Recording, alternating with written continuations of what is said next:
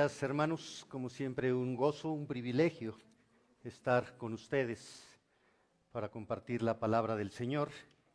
Oficialmente, el pasado 12 de diciembre se inauguró el Maratón Guadalupe Reyes.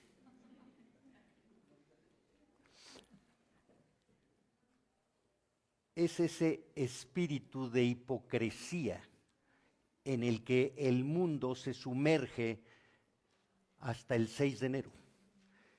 Un espíritu de hipocresía lleno de humanidad, en el que todos se desean buenos deseos, amor, paz, prosperidad, en el que se ocultan los sentimientos y las emociones que durante 11 meses han gobernado el corazón y la vida de las personas, para en este tiempo reunirse con la familia a la cual no ven en 11 meses, de la cual hablan cada día de los 11 meses, de la cual se quejan cada día de los 11 meses, pero en esta temporada todo es paz, amor. Y tristemente la iglesia participa de ello. Tristemente la iglesia participa de este maratón en el que todo es gozo y felicidad, comida, bebida, placer, porque es la Navidad. Y todos decimos feliz Navidad sin reflexionar qué estamos celebrando.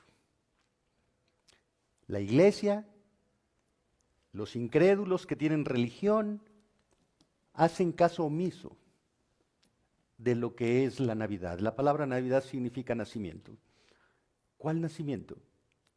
El de Jesucristo. El mundo incrédulo reconoce a Jesucristo, reconoce el nacimiento de Cristo, reconoce la pasión de Cristo. En marzo, en abril estaremos celebrando la Semana Santa.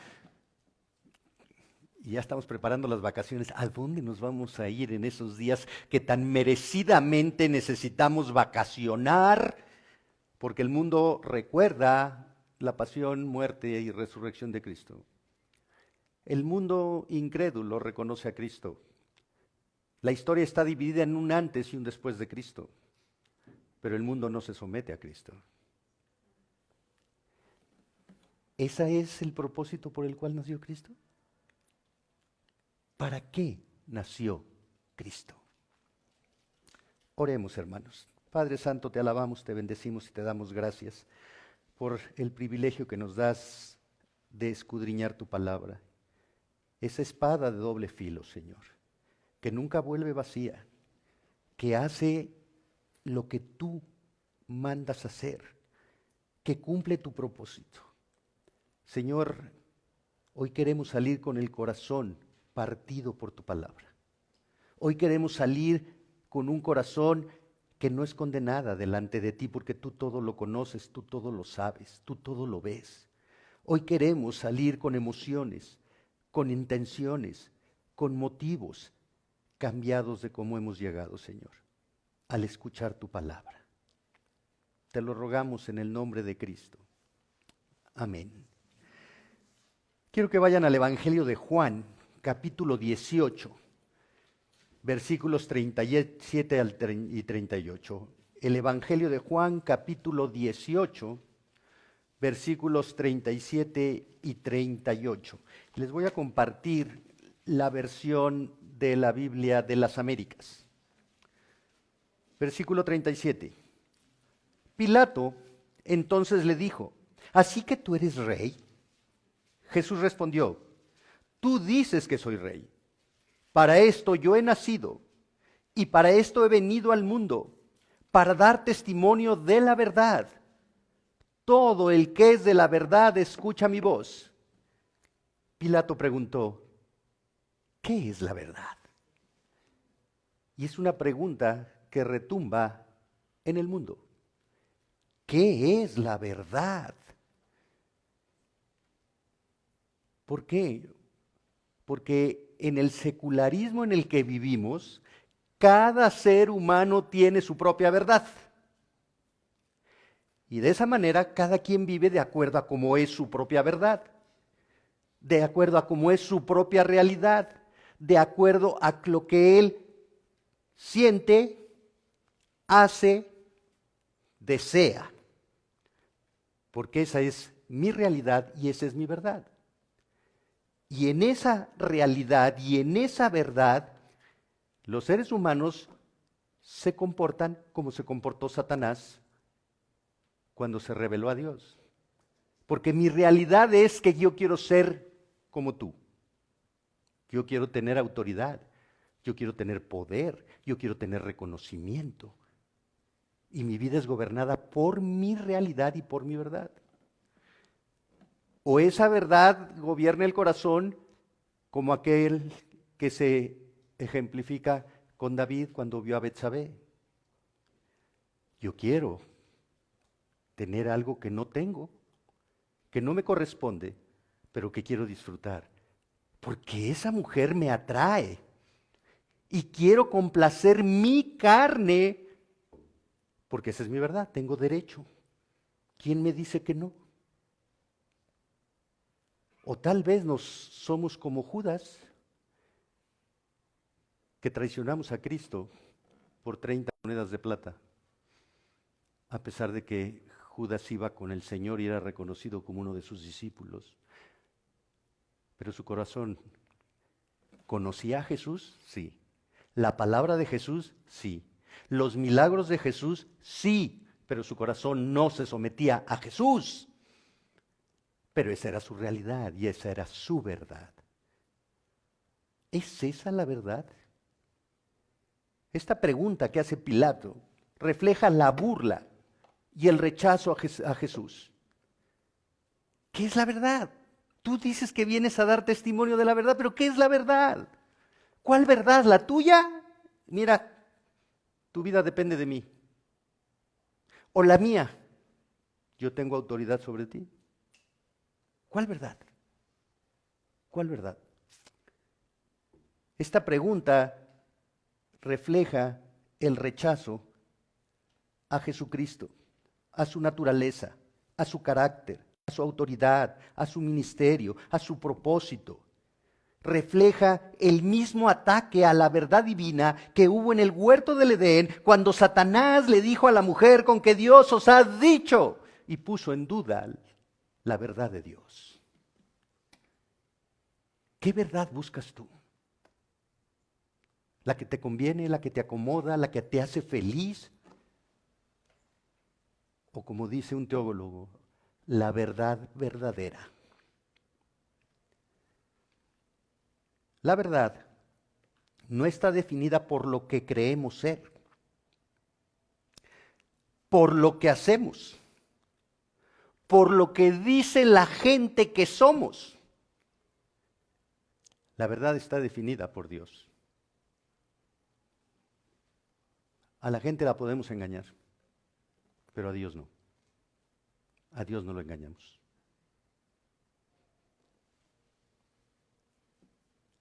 ¿Qué define tu vida? ¿La verdad o la mentira? ¿La verdad o la apariencia?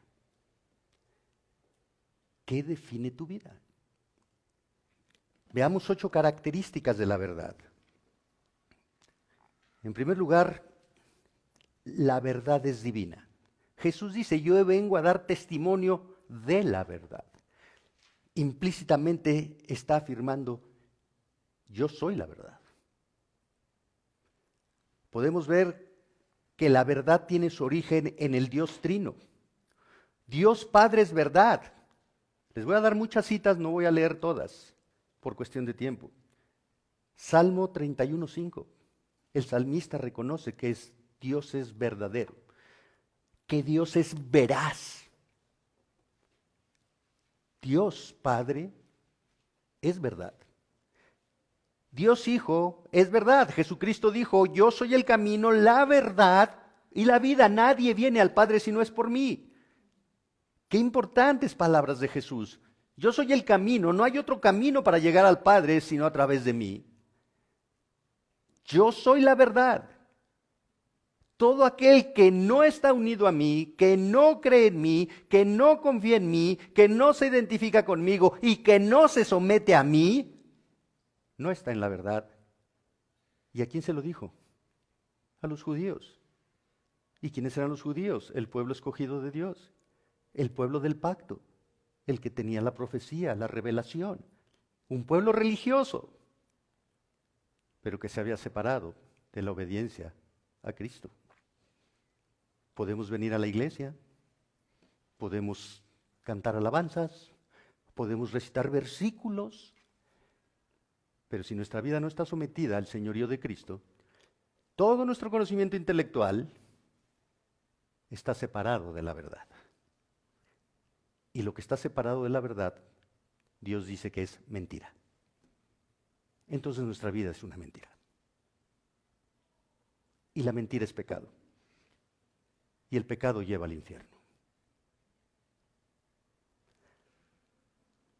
Dios Espíritu Santo es el Espíritu de verdad. Jesucristo se lo dijo a sus discípulos, Juan 15, 26. El Espíritu de verdad los va a guiar a la verdad. Ese Espíritu soy yo, es de mi misma naturaleza, es el Consolador, es otro como yo. Y yo les he dicho la verdad. Y el Espíritu los va a guiar a la verdad. El teólogo holandés del siglo XIX, Herman Bavinck, escribió: por lo tanto, Dios es el principal, la verdad original, la fuente de toda verdad, la verdad de toda la verdad, es la base de la verdad, del ser verdadero de todas las cosas. Dios es la fuente y el origen del conocimiento de la verdad en todos los ámbitos de la vida, la luz en la que solo podemos ver la luz, el sol de todos los espíritus. La verdad. Así el único autor de toda verdad es Dios. Él es la causa de la verdad. Todo lo que está de acuerdo con su naturaleza, carácter, propósito y voluntad es verdad. El pecado es pecado porque Dios dice que es pecado. El pecado no lo define el hombre. El hombre dice que el alcoholismo es una enfermedad y no es pecado. Que la angustia es un problema emocional. Que el temor no es pecado. Y cuando el hombre define el pecado como enfermedad, busca terapias, no arrepentimiento. Y el pecado solo se ataca con el arrepentimiento, no con terapias, con el arrepentimiento. El pecado es verdad porque Dios dice lo que es pecado.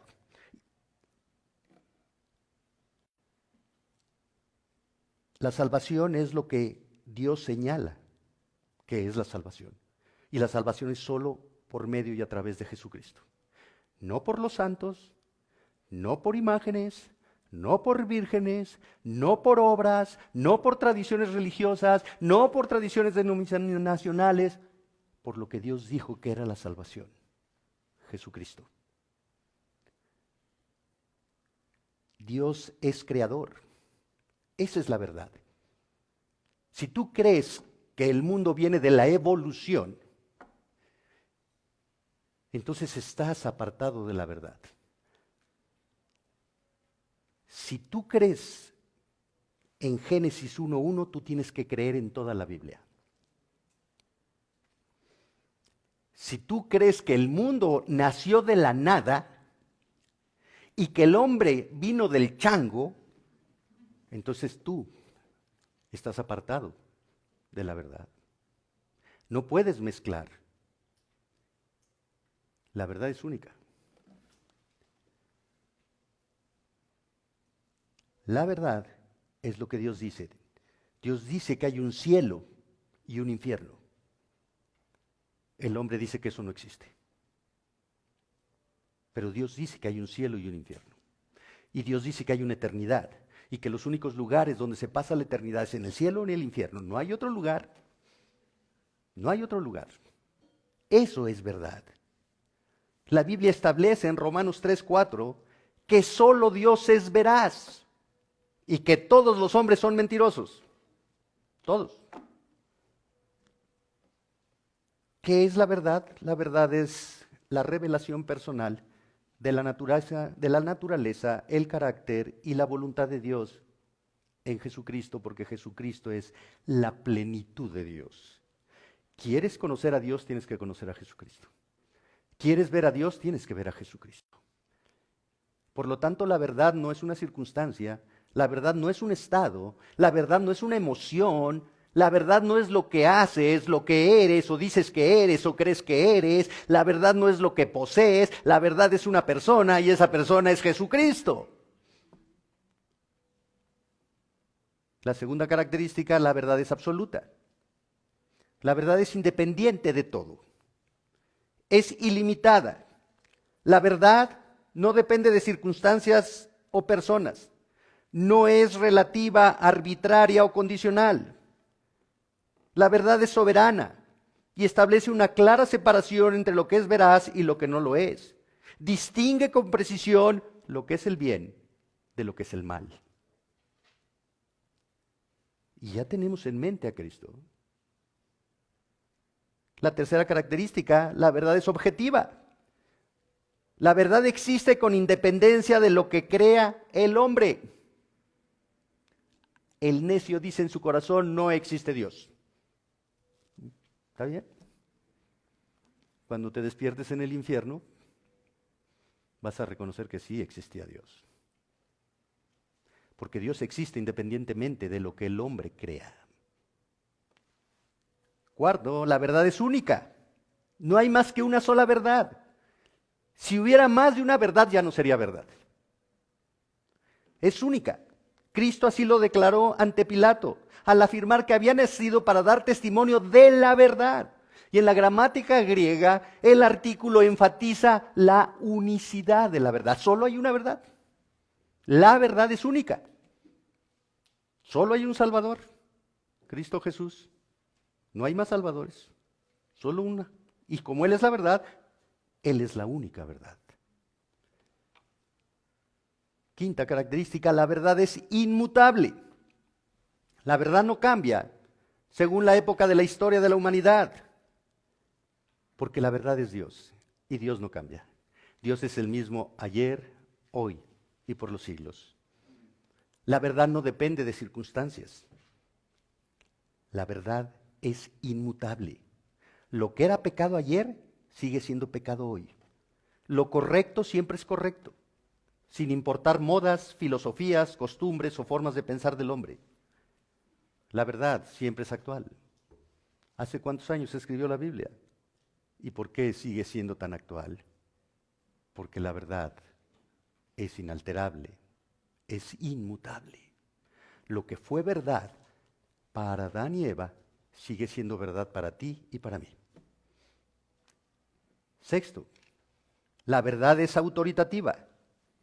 Dios, que es la autoridad máxima de la creación, ha revelado su voluntad. Y la autoridad de Dios reclama una respuesta. La autoridad de Dios reclama una respuesta del hombre.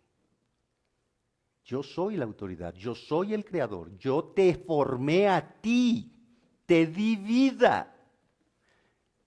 ¿Qué vas a hacer con mi autoridad? ¿La vas a aceptar? ¿Te vas a someter a ella? Mi autoridad no es negociable. O la aceptas o la rechazas. Pero no puedes quedarte en medio. No puedes aceptarlo a medias. Es que a mí me encanta hablar que Dios es amor. Sí, pero es horrible el Dios justo. No, es una cosa espantosa. No quiero hablar de la justicia de Dios porque esa es temerosa. Sí, pero tú no puedes separar a Dios. Porque tan justa es su disciplina como su amor. ¿Qué vas a hacer con la verdad de Dios? Pablo escribe en Romanos 1, 18 al 20, porque la ira de Dios se revela desde el cielo contra toda impiedad e injusticia de los hombres que detienen con injusticia la verdad. Que detienen con injusticia, que detienen con pecado, que detienen con incredulidad, que detienen con ignorancia, que detienen con negación. Y Dios revela su justicia. Y Dios revela su ira. ¿qué está haciendo la iglesia con la verdad de Dios? ¿Qué estás haciendo tú, creyente, con la verdad de Dios? O la aceptas o la rechazas. Pero no puedes negociar la verdad de Dios, porque Dios no es negociable.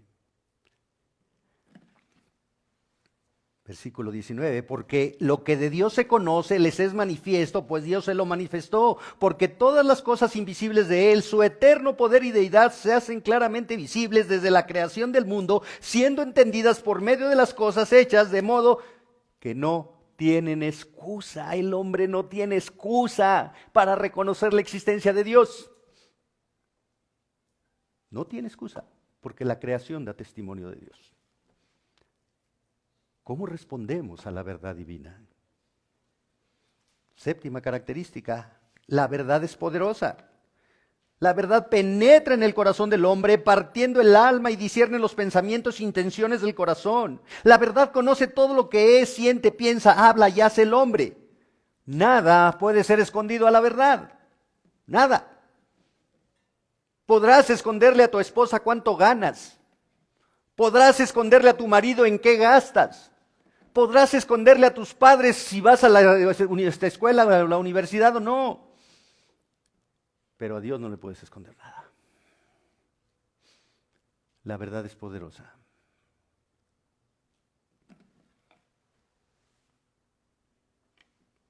Última, la verdad es determinante. La verdad determina la forma de vivir del hombre aquí en la tierra. O conoces la verdad porque la verdad es conocible, no está lejos la verdad. O conoces la verdad y te sometes a la verdad, o rechazas la verdad. Pero la respuesta que le demos a la verdad va a determinar el destino de nuestra vida. Lo que hagamos aquí ahora con la verdad va a determinar el destino de nuestra vida en la eternidad. ¿No quieres creer en mí? No pasa nada. Te he revelado la verdad. Si tú no crees en mí, vas al infierno. No pasa nada. Está escrito, no lo voy a cambiar porque la verdad es inmutable. Pero si crees en mí, entonces tienes que ser testimonio de la verdad. Regresando a Juan 18:37, Jesucristo afirma que verdaderamente es Rey, que Él es la verdad, que nació para dar testimonio de la verdad de Dios y apunta a su reino como el reino de la verdad, al afirmar que todo aquel que es de la verdad oye mi voz. Todo aquel que es de la verdad oye. Y la palabra oír, Shema, tiene el significado de oye para obedecer. No oye nada más por oír. Oye para practicar la verdad. Por lo tanto, ser de la verdad es reconocer a Cristo como Dios, como Rey, como Salvador, como el único que perdona pecados y da vida eterna. Ser de la verdad es pertenecer a Cristo, es pertenecer al reino de la verdad y no al reino de la mentira gobernado por Satanás, que es padre de mentira. Ser de la verdad es ser salvo porque ha creído la verdad y pertenece a la verdad porque ha nacido de nuevo por medio de la verdad de Dios y la verdad permanece en él, lo sustenta, guía, edifica y protege. La Biblia es la palabra de Dios y la palabra de Dios es verdad. Dios se revela en la Biblia y nos revela su verdad. La palabra de Dios es totalmente verdadera. No es condenada al hombre. La palabra de Dios es verdad. Pero además de su palabra, Dios nos ha dado al Espíritu de verdad. Su Espíritu Santo. Literalmente Dios mismo morando en aquellos que son de la verdad. Y este Espíritu, como dijo Jesús, sí, los guiará a toda la verdad. Los guiará a ser como Cristo. Y el Santo Espíritu de Dios dará testimonio de la verdad. Va a dar testimonio de Jesús. Y el Espíritu Santo capacitará a los que son de la verdad para que puedan testificar la verdad. Hechos 1:8, recibiréis poder el Espíritu Santo, y me seréis testigos. ¿Qué hacemos con la verdad? ¿La escondemos? ¿Estamos dando testimonio de Cristo? El Espíritu Santo nos está guiando a conocer, comprender, amar y obedecer la verdad. ¿Damos testimonio de Cristo o queremos agradar a los hombres y tenemos una apariencia religiosa y queremos quedar bien con el pastor y queremos quedar bien con la congregación y queremos quedar bien con los hermanos pero no queremos quedar bien con el Señor? Porque vivimos una apariencia religiosa, un servilismo que no es la verdad. Con esto en mente vamos a nuestro texto base, 1 Timoteo 3:14. Esta fue una pequeña introducción. Ahorita empieza la predicación. 1 Timoteo 3:14. Esto te escribo. Pablo aquí dice, te estoy escribiendo esto. Nos ha hablado en el capítulo 3 de los oficios en la iglesia, los obispos, los diáconos. Continúa diciendo, esto te escribo. ¿Para qué? Porque tengo la esperanza de ir a verte pronto. Tengo el deseo de estar contigo. Pero si me tardo, si hay algo que me impida que yo esté contigo con la prontitud que mi corazón desea, te lo escribo para que sepas, para que comprendas cómo debes conducirte en la casa de Dios, que es la iglesia del Dios viviente, columna y baluarte de la verdad. Para que sepas. Timoteo, es bien importante que sepas, en Efesios, en la iglesia de Éfeso, hay falsos maestros, hay falsos pastores, hay falsos diáconos. En la iglesia de Éfeso hay mujeres que están tomando el lugar de los pastores. Eso no es correcto delante de Dios. Esa no es la verdad de Dios. Por lo tanto, te escribo para que sepas, para que comprendas cómo debes conducirte, literalmente, cómo debes vivir la vida cristiana. Timoteo, es muy importante que entiendas cómo debes vivir. ¿Cómo te debes comportar como un cristiano? Y por extensión, cada cristiano tiene que comprender cómo debe comportarse en el cuerpo de Cristo, donde ha sido injertado por el bautismo del Espíritu Santo. Formamos parte del cuerpo de Cristo. Y si Cristo es la verdad, y Cristo es la roca de la iglesia y la cabeza de la iglesia, y quien edifica la iglesia, ¿con qué la edifica? Con la verdad de su palabra. Por lo tanto, cómo debe conducirse el creyente es cómo debe conocer, comprender, amar, obedecer y proclamar la verdad. Nos encanta tener conocimiento bíblico. Nos llenamos de versículos la cabeza. Sí. Ayer platicando con unos hermanos, ¿sí? Es que en cada consejería sí, brincan los versículos. ¿Sí? Y decíamos, somos tan insensibles a la aflicción, al dolor del hermano, de la hermana que viene a pedir un consejo. No, sí. Rápidamente, como receta médica, como el doctor Simi, ¿sí? Salmo 23, 3 veces al día, mirando a la Meca, ya, el que sigue, vamos, ¿sí? Y el dolor, y la aflicción, mecánicamente. ¿Por qué? Porque hemos exaltado el conocimiento intelectual bíblico, ¿sí? Hoy conocemos el griego, el hebreo, hoy salimos en redes sociales, hoy profetizamos cuando se acaba el mundo, hoy, uy. ¿Y la obediencia? ¿Y el temor? ¿Y el amor? ¿Y el servicio? Conoceréis la verdad y la verdad os hará libres. Pero seguimos esclavos de la apariencia religiosa. Seguimos buscando el reconocimiento del hombre. Ay, mi pastor. Ay, la iglesia donde yo voy. Ay, mira. ¿Y tú cómo vives? ¿Y tú qué haces? ¿Y tú cómo amas? ¿Y tú cómo sirves?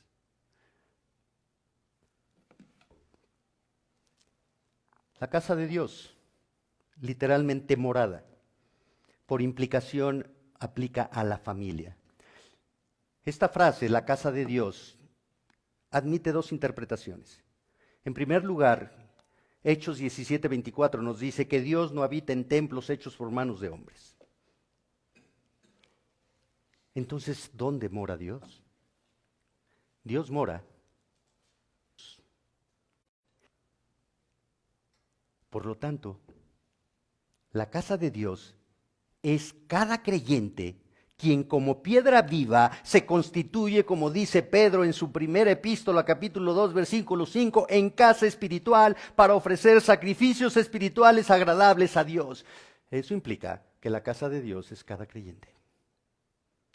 ¿Cómo debes conducirte? ¿Cómo debes vivir? ¿Cómo debes pensar? ¿Cómo debes hablar? ¿Cómo debes actuar? ¿Cómo debes amar? ¿Cómo debes perdonar? ¿Cómo debes servir? ¿Cómo debes despojarte del materialismo, de la hipocresía, de la crítica, de la murmuración, del juicio?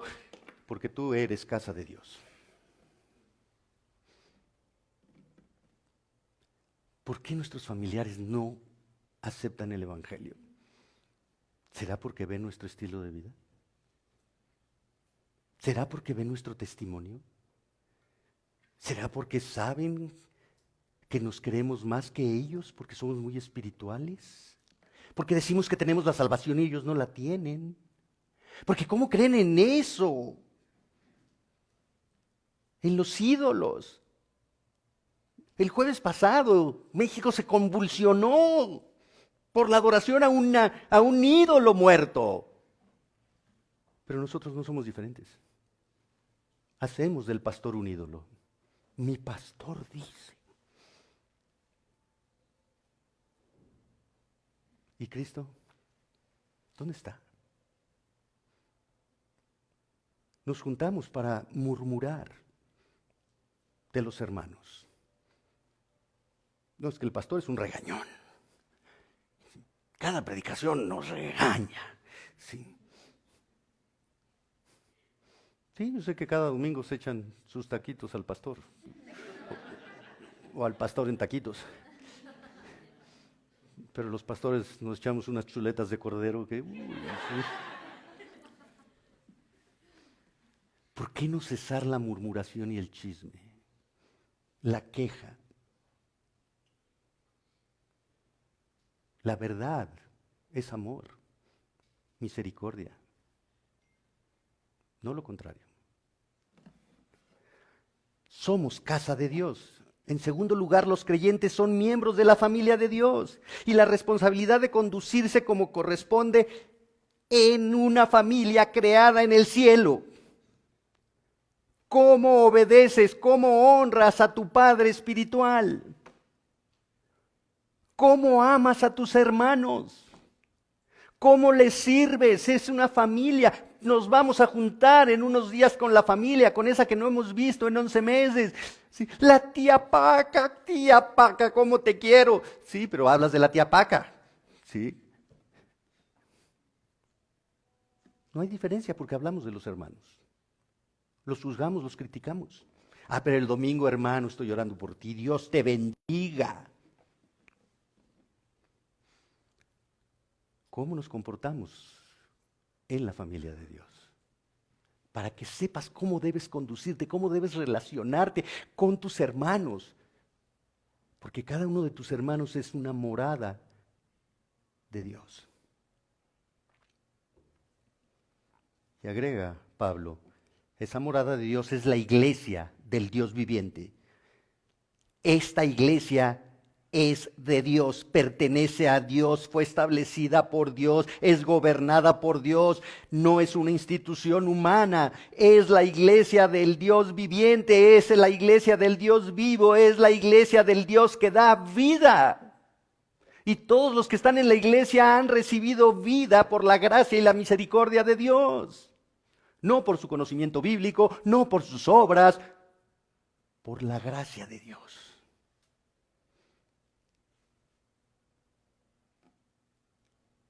Y esta iglesia es columna, literalmente soporte.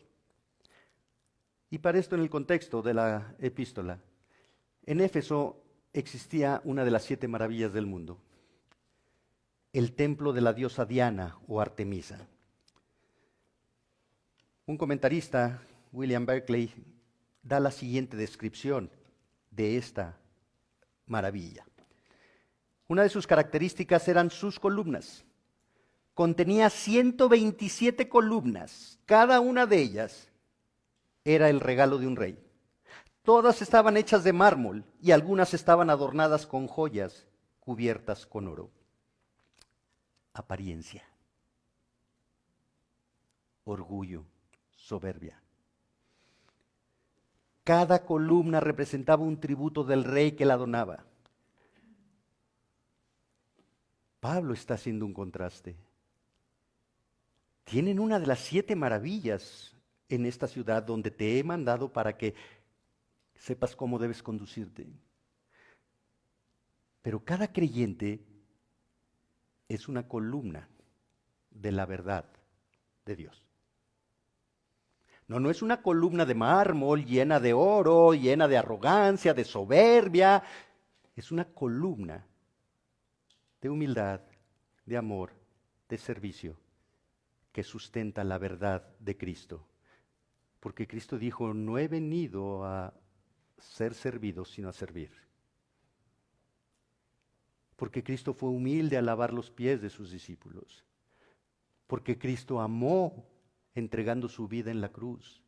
Y mostró ese amor clamando al Padre por el perdón de los que lo estaban crucificando. Esa es la verdad. Y cada creyente es un sostén de esa verdad, de ese amor, de esa misericordia, de ese perdón. Y baluarte, literalmente sostén, fundamento. La palabra griega edraioma solo aparece aquí en el Nuevo Testamento y se refiere al cimiento sobre el que descansa la estructura. De modo que en la metáfora de Pablo, la iglesia es el cimiento y la columna que sostienen la verdad, que proclaman la verdad, que muestran la verdad. Como el cimiento y las columnas del templo de Diana eran un testimonio de la mentira, del error, del orgullo, de la soberbia, de la religión pagana, así la iglesia debe dar testimonio de la verdad de Dios. Esta es su misión en el mundo. Dar testimonio de la verdad de Dios. ¿Verdad? ¿Qué es la verdad? La verdad es definida como aquello que no está oculto, aquello que es visible. Si tú eres creyente de la secreta, que solo eres cristiano los domingos y que no te interesa que el mundo sepa que eres cristiano ni en tu trabajo, ni en tu casa, ni en tu vecindario, ni en tu escuela, ni con nadie, porque yo soy cristiano pero no fanático, ¿sí? Entonces tú no estás en la verdad, porque la verdad es lo que se ve. Y si tú ocultas que eres de Cristo, tú no eres de Cristo. Cristo no se ocultó para morir públicamente en la cruz por ti. Cristo no se ocultó para decirte que te ama y que perdona tus pecados. Cristo fue exhibido vergonzosamente, públicamente en una cruz siendo inocente. Y Pablo dice en Romanos, no me avergüenzo, no me escondo de que soy cristiano. No me da pena decir que soy de Cristo. ¿Te da pena a ti? ¿Ahora en la familia? Que te digan, no vas a tomar, no vas a brindar. Bueno, sí. ¿De veras? ¿Vas a cargar los peregrinos? Sí, pues es que es la familia, ¿sí? Para que no empiecen a murmurar, porque después dicen, entonces, pues sí cargo los peregrinos y la letanía y arrullo al niño. ¿De veras? ¿Esa es tu verdad? ¿Esa es tu verdad? No te engañes. No tienes la verdad. No eres de la verdad. No amas la verdad. La iglesia es creada y sustentada por la verdad de Cristo. Pero Cristo, como cabeza de su iglesia, ha determinado que sea su cuerpo el que muestre al mundo con la firmeza de una columna y el sustento de un baluarte la verdad de Dios. con la firmeza de la columna y del baluarte, la verdad de Dios. La iglesia es columna de la verdad, la sostiene, la mantiene unida, la proclama. El razonamiento de Pablo es sencillo. Puesto que los cristianos de una iglesia local conforman la casa de Dios, que es la iglesia del Dios viviente, ellos son la columna y baluarte de la verdad. ¿En qué sustentas tu vida religiosa? ¿En qué sustentas tu relación con Cristo? ¿En tu conocimiento? ¿En tu ministerio? Judas era un mentiroso y sirvió a Cristo. Estuvo con Cristo 3 años, pero no era de Cristo. ¿Tú crees que tu ministerio es garantía de que tú eres de la verdad? No te engañes. Hay muchos que les gusta estar en el ministerio por ser vistos de los hombres, aunque sean ignorados por Dios.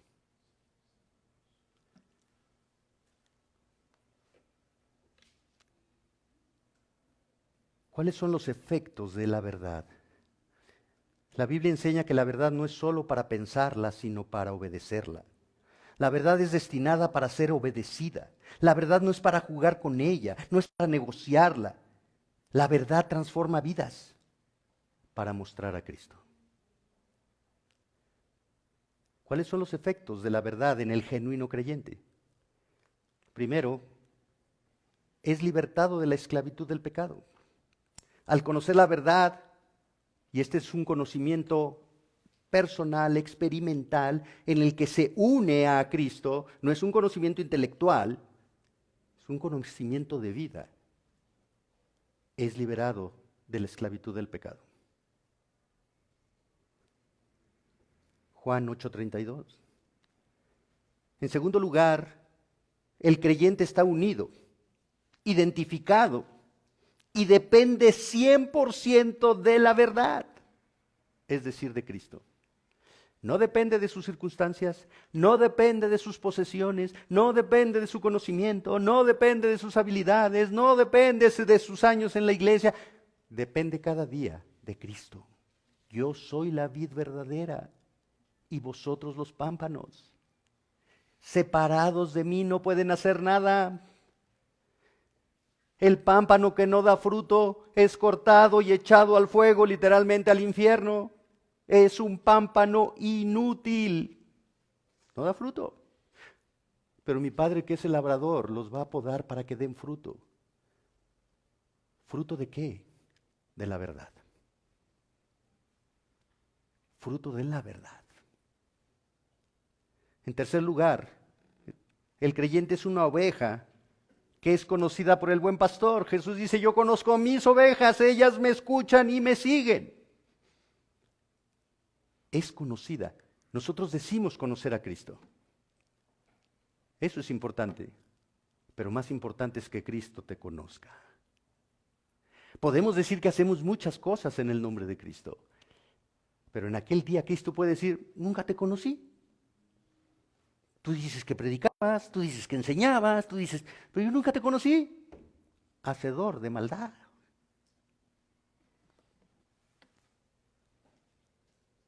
En cuarto lugar, el creyente está en el mundo, pero no es del mundo, porque la verdad lo ha separado del mundo. Esa fue la oración de Jesús a su Padre por sus discípulos y por los que iban a creer por la palabra de ellos. Están en el mundo, pero no son del mundo. No te pido que los quites del mundo, sino que los guardes del mal. Santifícalos en tu palabra, porque tu palabra es verdad. ¿Por qué queremos ser como el mundo? Porque no nos sometemos a la autoridad de la palabra. ¿Cómo me someto a la autoridad de la palabra? Obedeciéndola. No hay otra forma. Obedeciéndola. No es recitándola, es obedeciéndola. Seremos diferentes al mundo cuando seamos más como Cristo.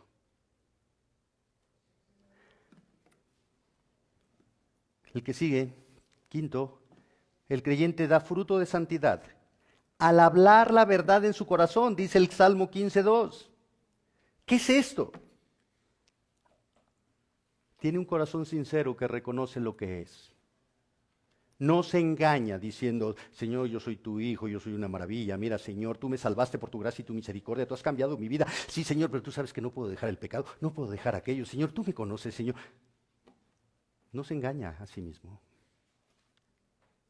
Habla la verdad dentro de él con la verdad de la palabra. Y además, habla la verdad de corazón.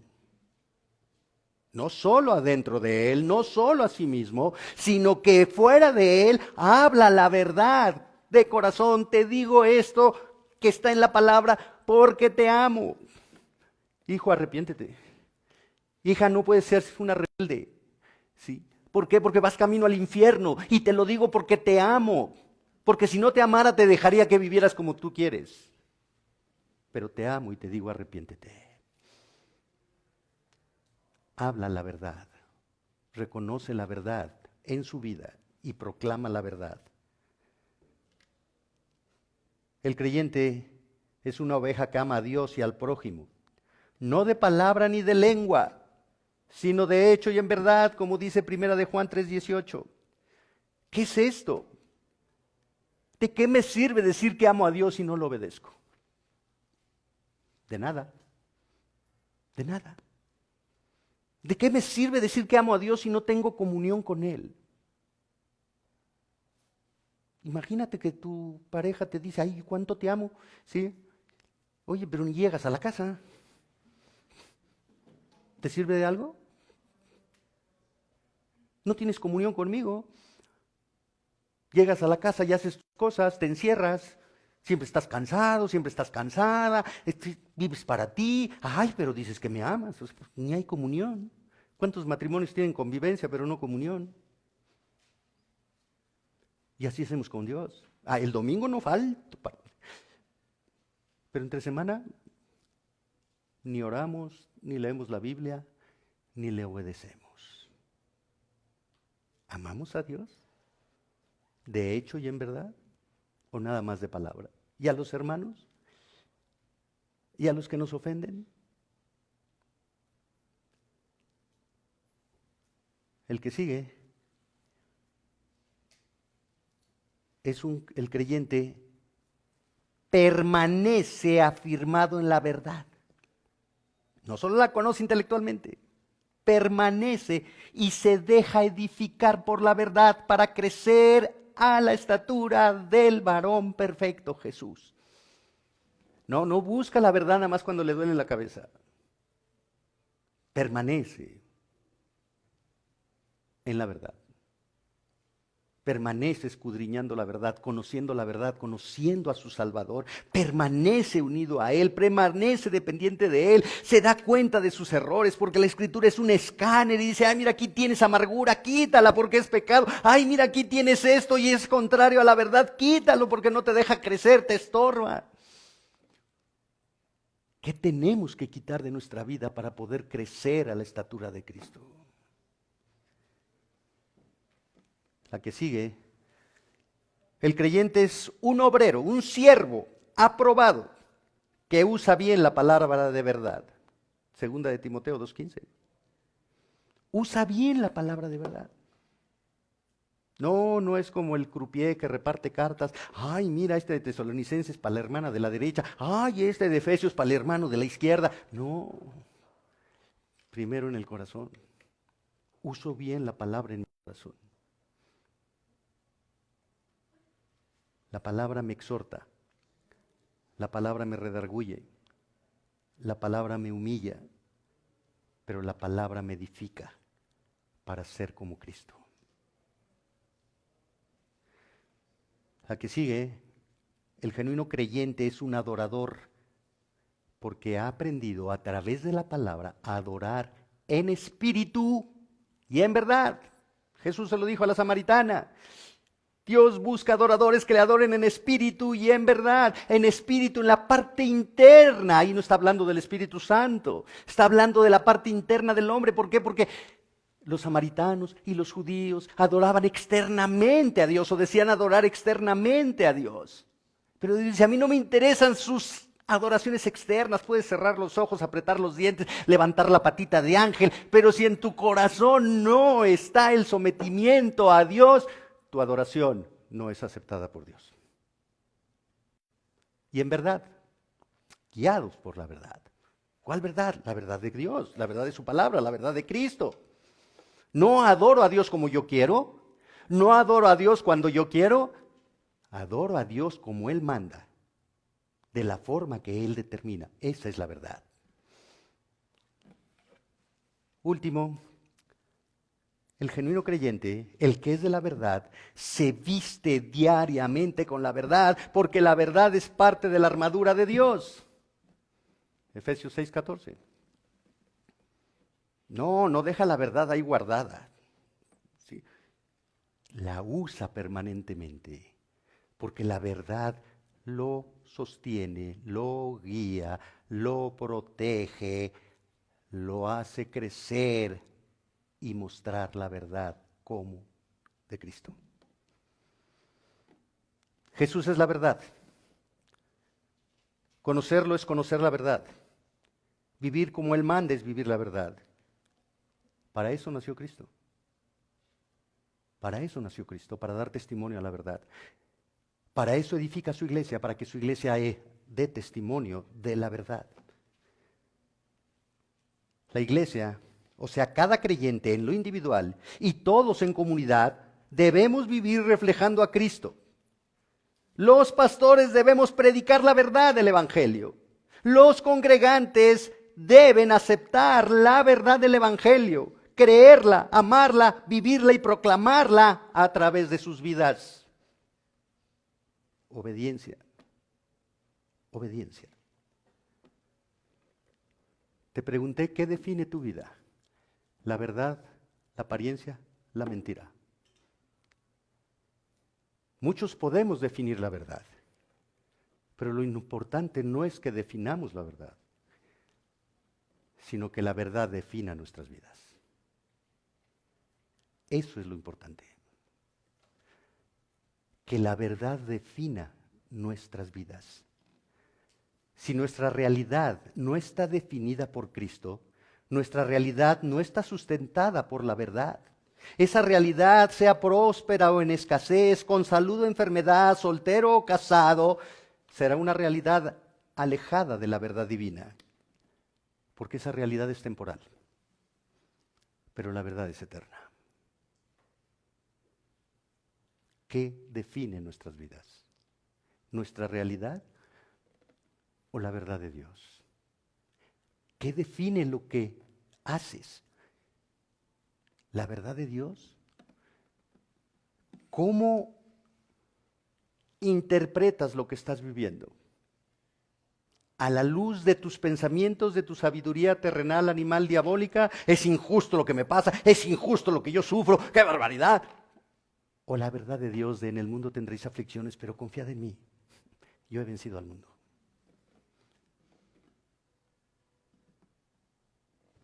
Los verdaderos discípulos de Jesús son aquellos que hacen lo que Él dice. Toman sus palabras como verdad, sus mandatos como verdaderos, sus promesas como verdaderas, y por eso lo obedecen. Confían plenamente en Él. Lo obedecen con corazones agradecidos, no quejosos, agradecidos por la salvación. Y corazones con contentamiento. Porque el contentamiento no depende de las circunstancias, de las posesiones, de las personas. Depende de nuestra relación con Cristo. Un corazón agradecido y con contentamiento muestra ser de la verdad. Un corazón que se queja, que murmura, no es de la verdad. No importa las circunstancias que estemos viviendo. Si somos de la verdad, somos más que victoriosos. Porque la verdad siempre triunfa. Oremos, hermanos. Dios bendito, te alabamos, te bendecimos y te damos gracias. Porque tú viniste a dar testimonio de la verdad absoluta, de la verdad que no cambia, de la verdad que tiene poder para transformar corazones. Señor, si hemos vivido alejados de esa verdad en la práctica, te pedimos perdón. Si nos hemos dejado seducir por la mentira, por el orgullo, por la soberbia de creer que somos lo que tú sabes que no somos, transfórmanos. Danos un corazón humilde. Danos un corazón de siervo. Danos un corazón que tenga temor de ti. Un corazón que no se aparte de la verdad. Un corazón que viva la verdad a pesar de las críticas del mundo, a pesar de que esa verdad sea contraria a nosotros. Que podamos proclamar la verdad, porque tú eres la verdad.